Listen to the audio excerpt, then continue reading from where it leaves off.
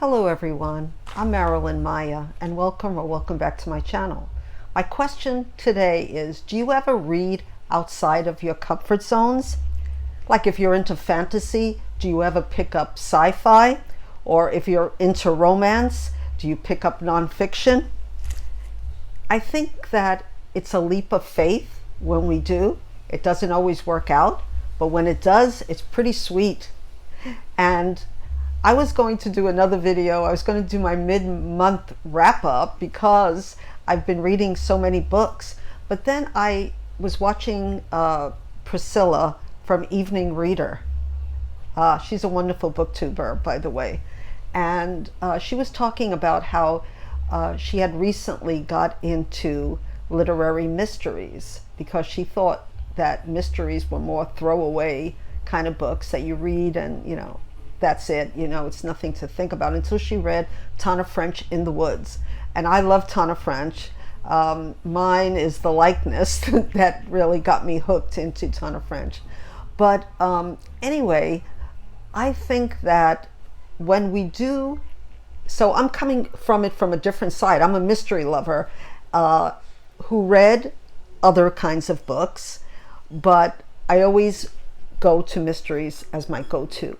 And there's whole channels of mystery. I think there's a very niche booktuber. I think her name is Rachel from Shades of Orange. I'll make sure I got that right down below. And she does, you know, mystery and horror, or a thriller, you know, really dark stuff. But sometimes I watch her because I get good recommendations, not for horror. I don't read horror, but I'm too scared.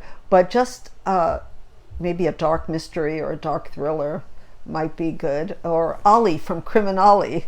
I get a lot of good stuff from him, even though I don't read horror again, but he does pulp stuff and I like pulp. And he's also going to be a co-host, by the way, of March Mystery Madness next month. But back to the topic of reading outside your comfort zone. I found myself reading outside my comfort zone this month in a big way. And I thought that I would share that with you. You shouldn't apologize for reading outside your comfort zone and trying new things. I think that's what makes a well-rounded reader. Or if you just want to stay in that niche, that's okay too. So for me, I'm going to talk about the books that I've read that were out of my comfort zone. So let me start with the first one. And the first one is, and I talked about this, is Your Driver is Waiting by Priya Guns. I got this out of the library and I took it out again because my daughter is reading it. And I told her, well, let me borrow it so I can show the cover again, because the cover has won many awards, as I was told by Lindy at Lindy's Magpie Reads. And yeah, so did this work for me or didn't it work for me? Because it's a satire, and I don't read satire. It's also, and the author says this, it's a take on the movie Taxi Driver, which I've never watched, but you know, I know Robert De Niro was in it, and I think it was more violent, the movie Taxi Driver, than this book is. So, but this book has a wonderful premise. It's a woman, sort of an Uber driver, but they don't, of course, they don't say Uber driver. And in an unnamed city, but Lindy also told me that it sounded a lot like Toronto. And I've never been to Toronto, but I couldn't place the city. And that was kind of bothering me in the beginning. I needed to place that city. I said, it doesn't feel like it's, you know, I think she's from England. And I don't think that she's Tamil from, you know, Indian from England.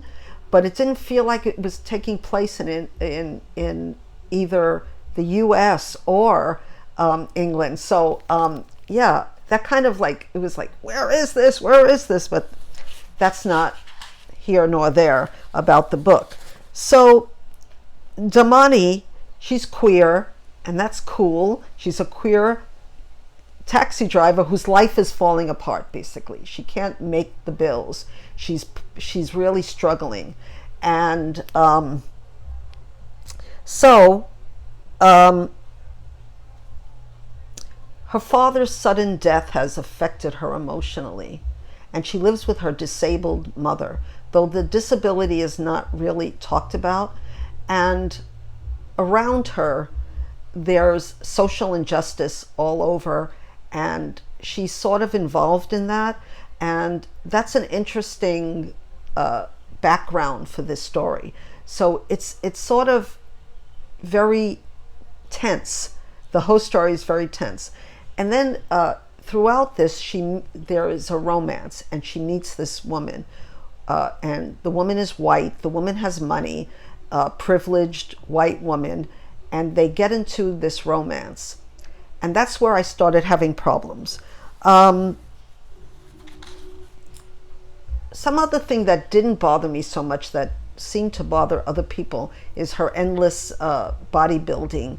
And I think maybe it's talked about, maybe it's had too much, but this is the way she's surviving, getting, and maybe this is also part of Taxi Driver, the satire. I think it was written very well. So yeah, this is the problem. She gets involved with this woman, as I said, and within a week, she's head over heels. And that was a little unbelievable because she starts stalking the woman, the white woman, and it becomes when she's rejected.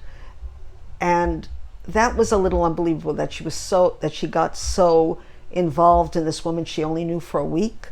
So yeah, that was sort of something that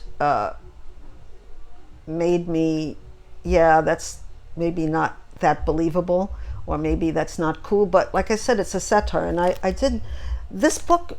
One thing I'll say about this book, it had me thinking, and that's good. It had me thinking.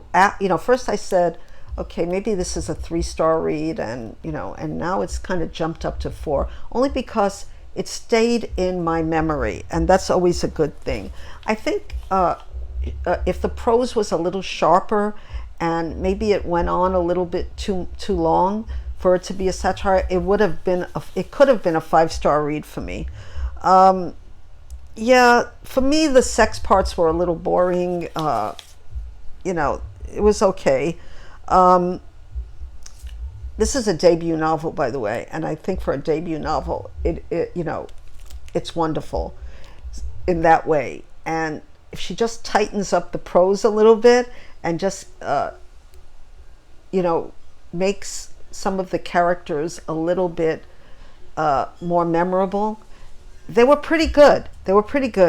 But in some ways I started feeling that it was a little unbelievable. But then on the other hand, it's a satire. So tell me if you've read Your Driver is Waiting and what you thought of it. Let me know.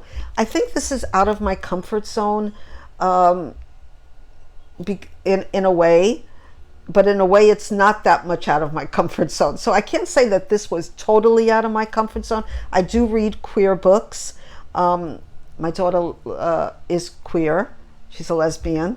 She let me say that, and she's engaged, and she's reading it, and she'll give me a different perspective, from a different point of view of how she feels about it. I think the author said that she wrote it for it. The chapters are quite short, which I appreciated, and there's a lot of swearing in the book, and that's okay. It doesn't bother me that much. Some people might get turned off by that. So yeah, so maybe I felt that it was sort of out of my comfort zone in that way. And yeah, my daughter says I'm too wholesome, but yeah, I don't know about that. So anyway, that's one book that was out of my comfort zone. Now the next book I read on Kindle, I don't even know how I got this book, because it's not a book that I would ordinarily read.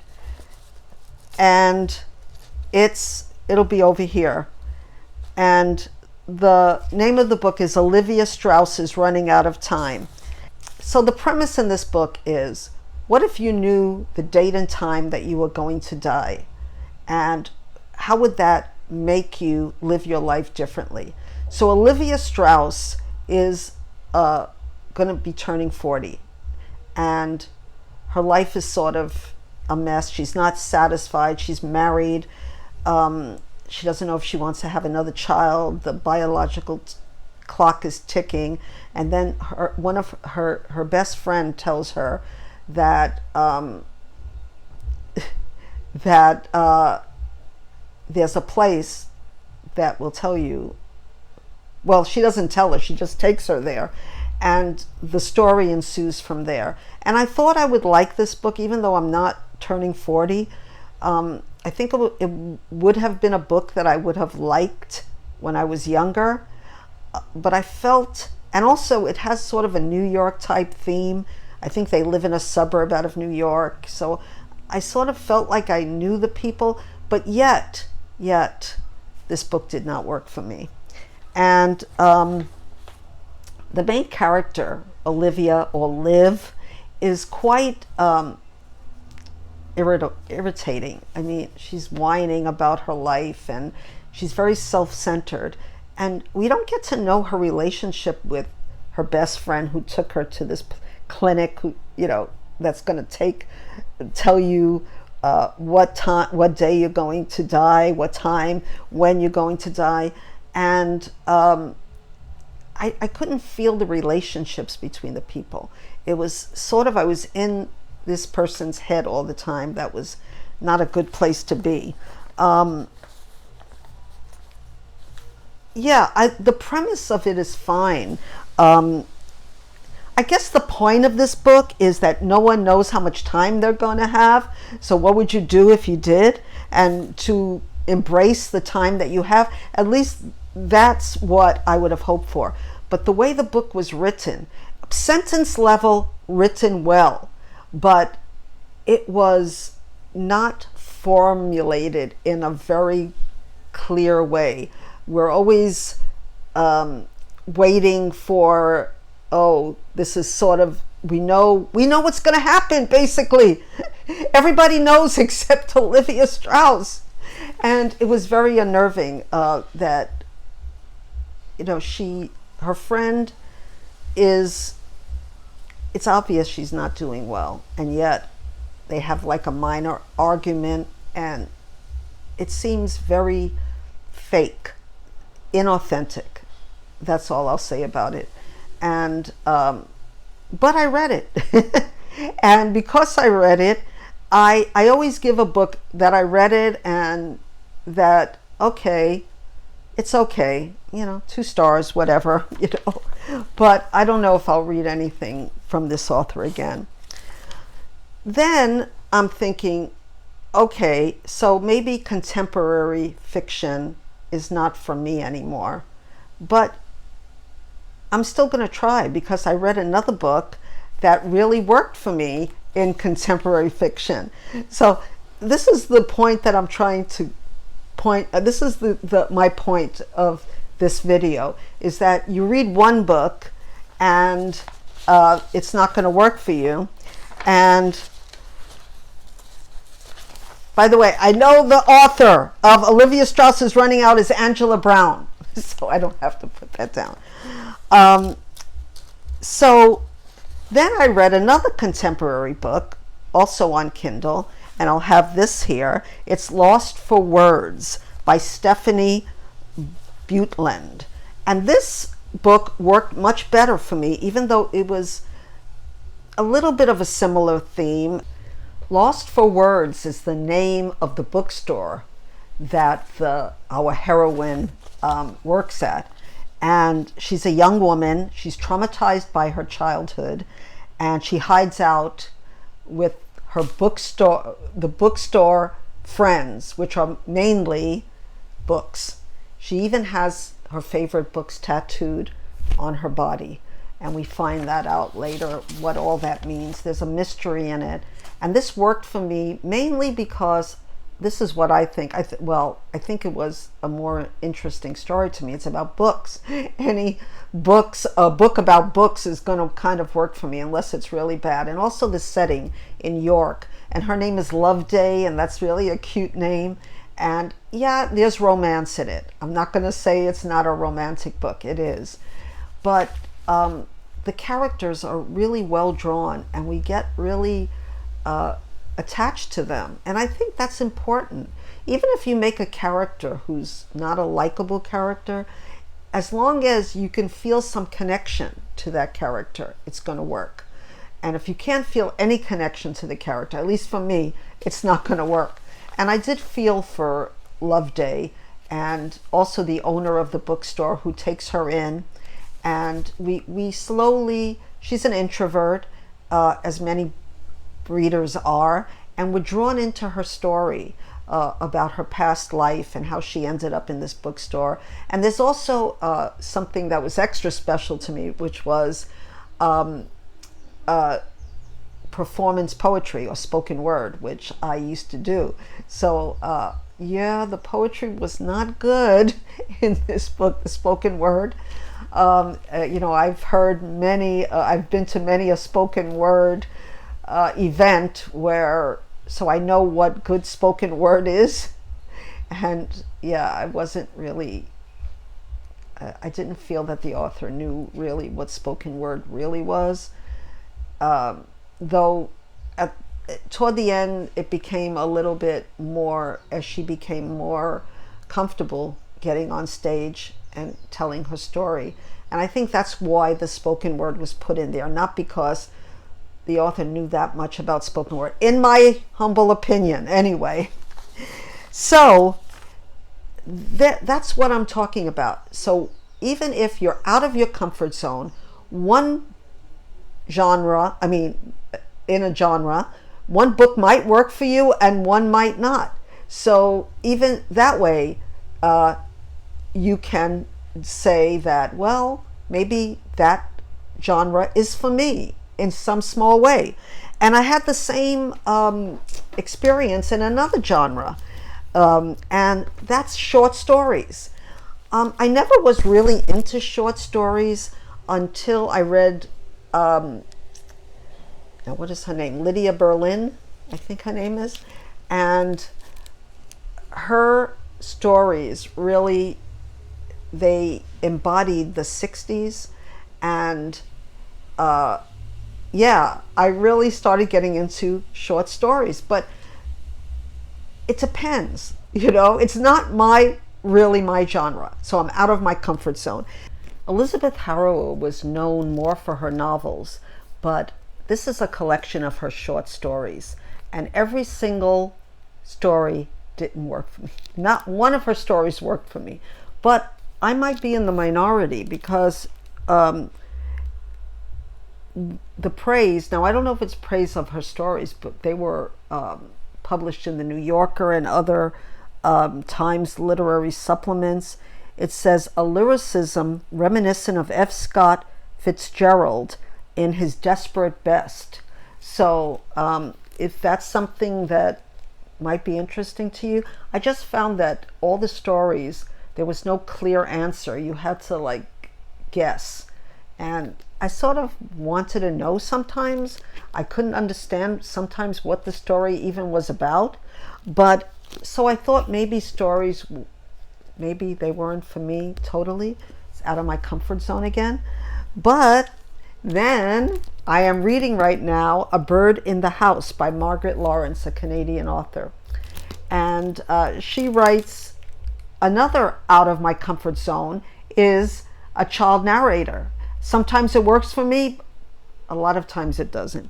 So this is integrated stories. So maybe that's what is why it worked for me. I read A Jest of God with Lindy, and we both loved it. And I think she would love this book. Lindy, you're going to love this book. And there's a child narrator, and it works. She's very smart. She's very curious, and she's living in the 1930s with her family. And each story, interconnected story, is about them, about the family. And you get to really understand them from even her, I think she's 10 years old. So the child's point of view, she kind of spies on them through the staircase. So I'm really enjoying this book. That's all I can say. I love the time period. I love how she talks about Canada, how in one point her grandfather is wearing an actual coat made out of a bear skin. And the way she describes the smell and how heavy it is to show what his personality was like, genius. It's just genius, and I'm flying through this. So should I say that because I didn't like a genre of short stories in this collection, and I like it in this, that it's not that I'm out of my comfort zone? I still say I'm out of my comfort zone, but I'm learning so much about my reading life. So, and another comfort zone is another child narrator is, I talked about Oh the Brave Music, which is very similar, a very smart child and someone I could relate to. So I'm still reading this. Another book I'm reading for Black History Month is Viral Justice: How We Grow the World We Want by Rua Benjamin. And it's a combination of a memoir and a social commentary. In some ways, it reminds me a little bit of Your Driver Is Waiting, which is also a social commentary with a satire. And I just started this, so I can't really talk about it, but the author is an internationally recognized writer, speaker, and professor of African American studies at Princeton. And she knows her stuff. But what it says here is that she talks about her family and what they went through. So it's part memoir, part manifesto. So to be honest, manifestos are out of my comfort zone. But so far, she does it with a stubborn hope, and it says here, a stubborn hopefulness. And in that way, I could say that even though this is out of my comfort zone, that it's a manifesto, it's important that I read it. And I want to read it for Black History Month, but it's a difficult read for me. And then I found, in a similar vein for Black History Month, of all places, and someone said that you find really good stuff on the AARP bulletin. And this is an article about, I don't know if you can see him. His name is Charles Person.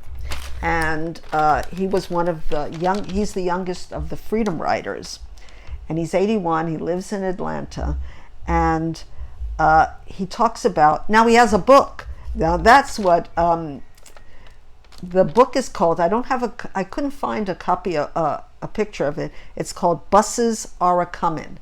So he's a civil rights activist.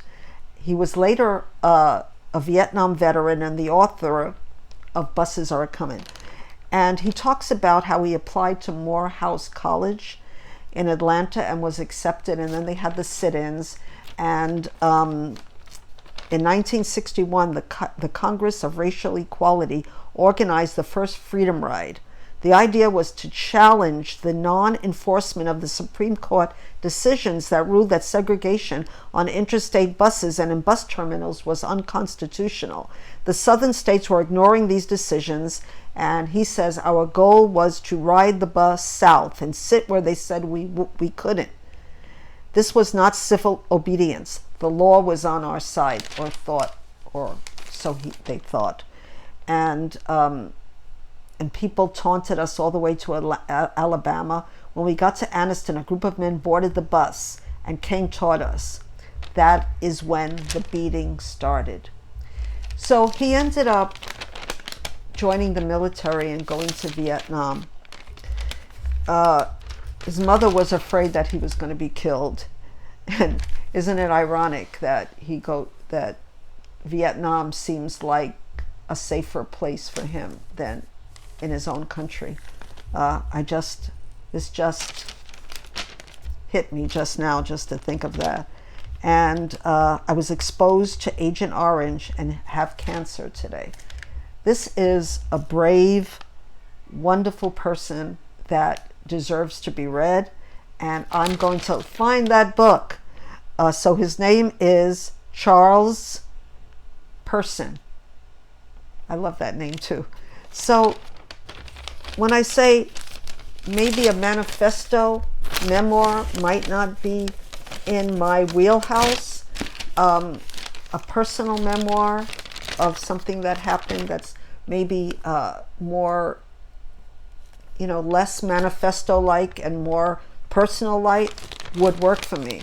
So, yeah, let me know in the comments what is your comfort zone and how you go out of it, and how does that work out for you? Because I think that we learn a lot when we go out of our comfort zones. We learn that we like things that we thought we wouldn't like, and also it just opens up a new life for us, a new way of looking at things and of how we feel about our own reading. And I feel that no matter what, I'm going to love mysteries. I'm going to love certain nonfiction, and that's okay. But I can expand my life. I can expand my reading life. And I hope that you do also. So let me know in the comments, what was a time when you read something out of your comfort zone and had an epiphany, or you realized that, oh, this is something I would want to get to read. Now, I'm going to say that I'm not going to read many more contemporary or chick lit, or not that there's anything wrong with it. I used to read women's fiction, as it's called, or chick lit, when I was younger, and I read many books that I really, really enjoyed. I just feel that I'm past that time in my life that I really can get something more out of it. But I'm not going to give up. If I see another book like Lost for Words, or another contemporary fiction book that is suggested to me, I won't hesitate to read it. So anyway, thank you so much for watching, and I'll be back with my mid-month wrap-up. I'll just do a wrap-up because I'm reading a lot lately, and next month is March Mystery Madness. So I'm really looking forward to that and to coming on here a little more often. I'm excited about the books that I'm going to read for March, and I want to finish the books that I'm reading for February, because I'm really enjoying my out of comfort reading. So if you like this video, please like, comment, and subscribe. I really appreciate all of you. And as always, I leave you with health, wealth, why not, and aloha.